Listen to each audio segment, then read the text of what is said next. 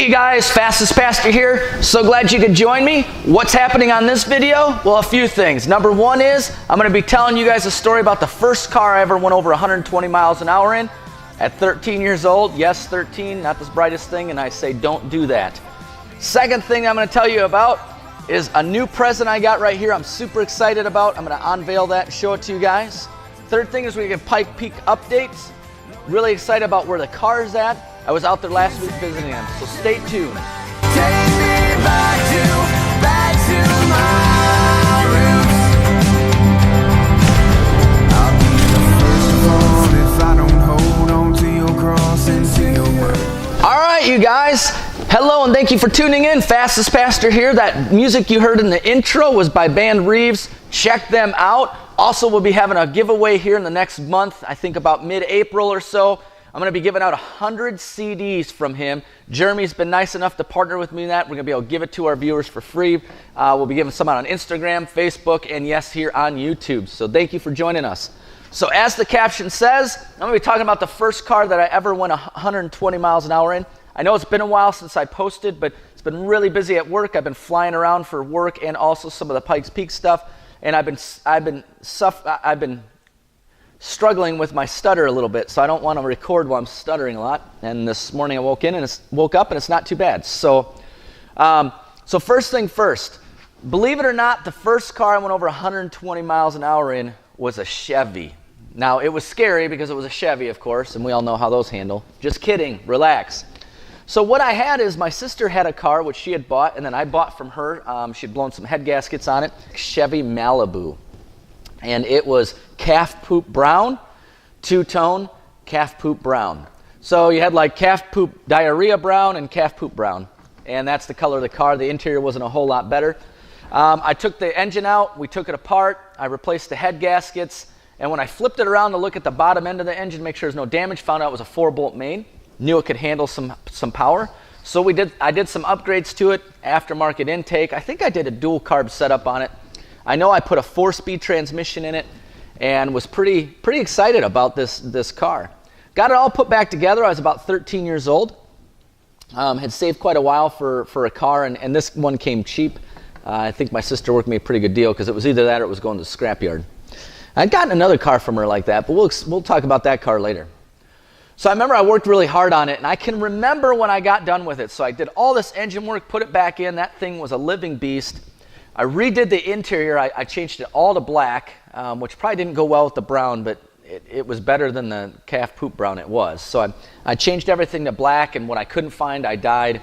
I was so excited with this car. Put my dad had a Clarion radio I put in there, and I just sit there in the driveway, and I would just turn it on and start it up and rev that engine and then just drive back and forth in the driveway. At a short driveway. Well, I can remember it was near my mom's birthday, and my dad was taking my mom to a supper club for her birthday. And I kind of started getting this idea like, man, that would be a good time to take this car out and stretch its legs.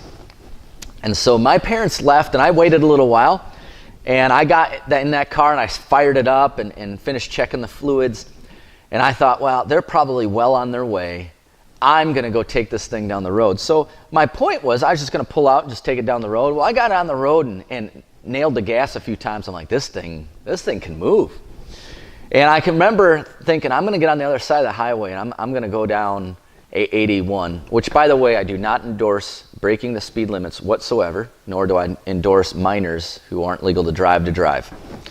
So don't do any of it. And so I got across the highway, and I said, I'm going to let this thing breathe and stretch its legs. And I just remember running through the gears, first, second, third.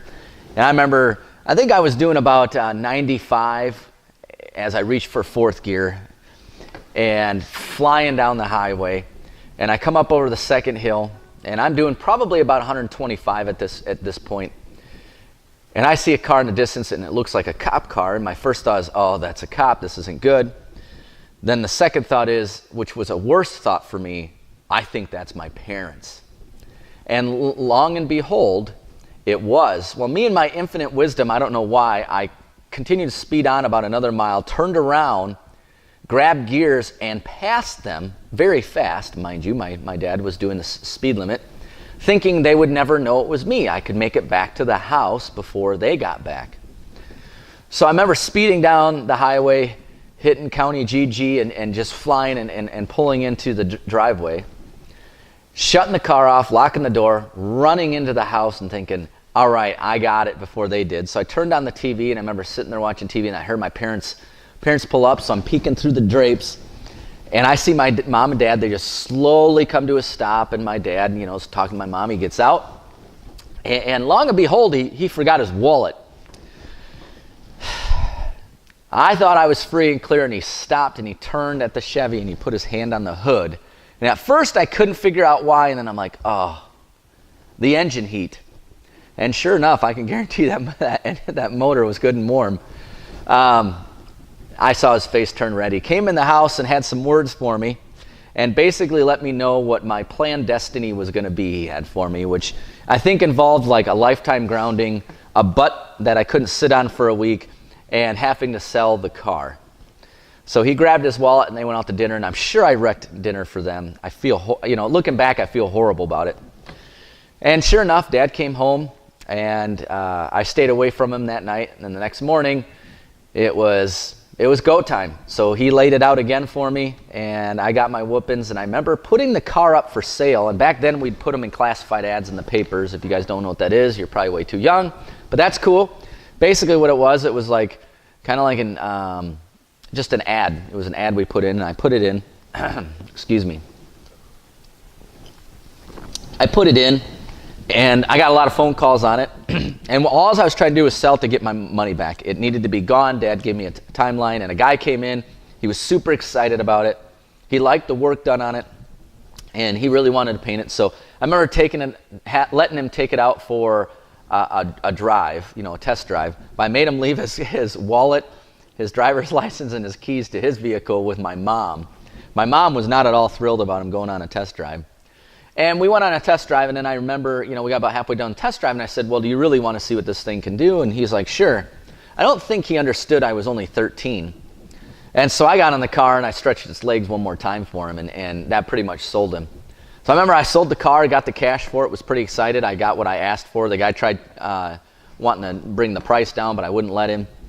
And my dad got home that night, and he's like, hey, did you get my car radio out of your car? And I didn't. I totally forgot about it. So I think, I remember I had to pay him, and I was totally bummed about that. But it was a hard lesson learned. But I just remember how it felt for me. As scared as I was, I enjoyed it. But also, I think what happened to me at that moment was I also realized later the disappointment my dad had in me. And I don't know that I ever remember taking a car out ever again in especially in Greene County, right, without his permission and him doing it for me. So the next 2.5 years were kind of slow for me because I couldn't really drive any of my vehicles. But I'd have my cousin Wes come down, or Dee Dee would drive them for me. And Adam, I know he drove a truck for me, but just looking back, it was kind of stupid. So that is the first car, 1976, calf poop and diarrhea brown two-tone. And I'm going to try find an internet picture, and I'll post it on here just one more time to show it to you. But next, the gift I got. So I've got a gift I'm super excited about. I saw one of these on Instagram, reached out to the guy who had it. He's like, listen, they're out there. You got to find them. So I am going to show you. It's a little hard to get out of the box here. Oh, and I don't know if you guys can see that yet. Let's open this up. This is one of 500 scale models made, die cast, okay? A Bobby Unser from 1986, one of 500. This is his car, the Audi Quattro that he broke the record with, and I have one now. So this is the car I saw when I was young. In that news footage, in that highlight, not a highlight, I guess it was like an interview with Bobby and talk about Pikes Peak, that went up Pikes Peak and he broke the record with. So just it's just a cool piece of history, I think. This is one of 500. I don't know what number it is. I think I got to take it out of the box and look at the bottom. But I'm super excited about that. So what about Pikes Peak? Where are we? Well, the first thing I want to tell you guys is last week I was busy traveling for work, and on my way back, I stopped at Pikes Peak. Megan, she's just great. Her whole team is great. So I had Megan there. I had Dan, Randy, Don, Daniel, Sarah, Lisa. And there's two more, and I'm totally brain farting on their names, but they're great and wonderful people. They totally opened the doors for me. I learned a ton about Pikes Peak and how they operate. Really, they're an organization that's all about the racer and the fan. And I'm just totally impressed with them. We did a roundtable discussion with them. It was about an hour and 15 minutes long. I'm going to break that off into sectors. We also did an interview at their museum. It's just incredible to go there and see this place and what Spencer did growing up and how he started the race and has this area in Colorado Springs and what the legacy he's left behind to continue Pikes Peak operating. So just really cool to hear more about the history and everything else. As far as me and Pikes Peak, the car's coming along great. Andy and the guys are working on it at Kelly Moss Road and Race. Super excited about that. We're hoping to get it out for Mid-Ohio practice. Not sure if that's going to happen or not. It's not Kelly Moss's fault. It's just the timing, and there were some additional features I wanted on the car. And so they're working on those. So I'm super excited about it. Also, we have finished up our sponsorship rounds. I'm really pleased with the amount of money we raised. I would have liked it to be more, but you want to know something? It is what it is, and I think more people will probably come along, I hope. Also, just a reminder that I am going to be selling a 2x2 inch square inside the cockpit that you can come and sign. So if you want to come in and be a piece of this history, a 2x2 square, I'm going to be releasing a price on that. We're thinking $30. I had some people tell me, no, you should do $100. I'm not sure what to do. I just think it's more cool that people would sign the inside of my race car and support me. But along with that is we have awesome sponsorships. Andy from Kelly Moss helped me out with a sponsorship, and we'll be announcing that next week. I hope to go there for an update. You guys are going to see more videos from me. We're going to start picking up on the number of videos. And so again, please subscribe to our YouTube channel. Follow us on all of our social medias, FastestPastor, Instagram, YouTube, Facebook, and Twitter. You guys, it's such a blessing you take time out of your day to see this video. God bless you and love you.